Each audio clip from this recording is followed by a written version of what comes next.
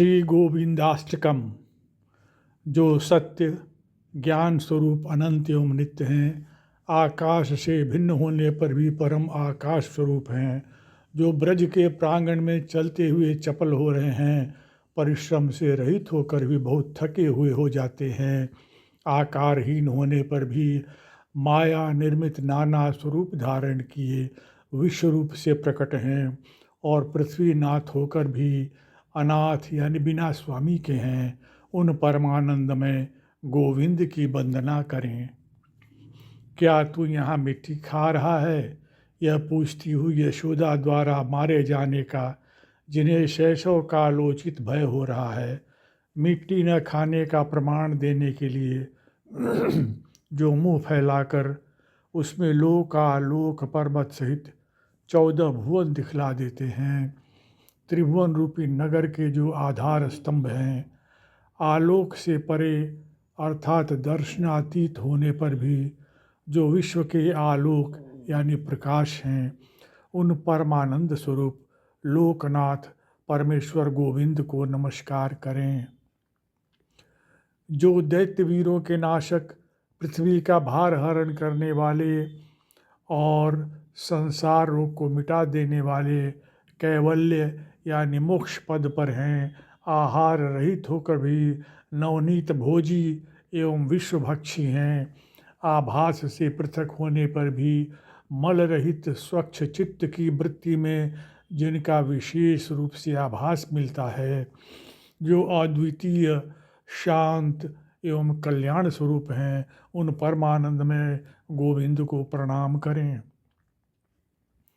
जो गौओं के पालक हैं, जिन्होंने पृथ्वी पर लीला करने के निमित्त गोपाल शरीर धारण किया है, जो वंश द्वारा भी गोपाल यानी ग्वाला हो चुके हैं, गोपियों के साथ खेल करते हुए गोवर्धन धारण की लीला से जिन्होंने गोपजनों का पालन किया था, गौओं ने स्पष्ट रूप से जिनका गोविंद नाम बतलाया था, जिनके अनेकों नाम हैं, उन गोप तथा गोचर यानी इंद्रियों के विषय से पृथक रहने वाले परमानंद रूप गोविंद को प्रणाम करें। जो गोपी जनों की गोष्ठी के भीतर प्रवेश करने वाले हैं, भेदावस्था में रहकर भी अभिन्न भाषित होते हैं, जिन्हें सदा गायों के खर के ऊपर उड़ी हुई धूल द्वारा धूसरित होने का सौभाग्य प्राप्त है, जो श्रद्धा और भक्ति रखने से आनंदित होते हैं, अचिंत होने पर भी जिनके सद्भाव का चिंतन किया गया है, उन चिंतामणि के समान महिमा वाले परमानंद में गोविंद की वंदना करें। स्नान में व्यग्र हुई गोपांगनाओं के वस्त्र लेकर जो वृक्ष पर चढ़ गए थे, और जब उन्होंने वस्त्र लेना चाहा तब देने के लिए उन्हें बुलाने लगे,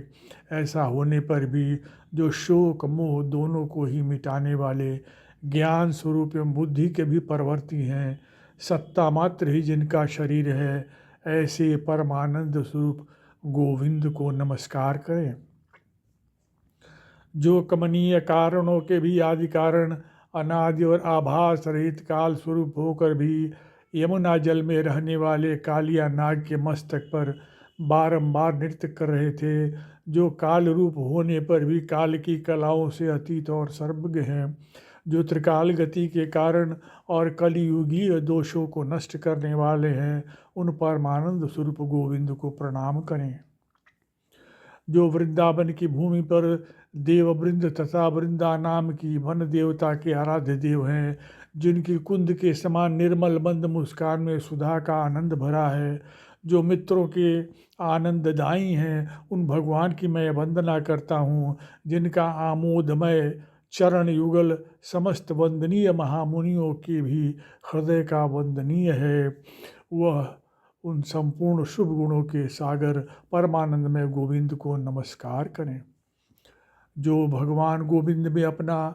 चित्त लगा, गोविंद, अच्युत, माधव, विष्णु, गोकुल नायक, कृष्ण इत्यादि उच्चारण पूर्वक उनके चरण कमलों के ध्यान रूपी सुधा सलील से अपना समस्त पाप धोकर इस गोविंदाष्टक का पाठ करता है, वह अपने अंतःकरण में विद्यमान परमानंद अमृत रूप गोविंद को प्राप्त कर लेता है। ओम श्री गोविंदाय नमः।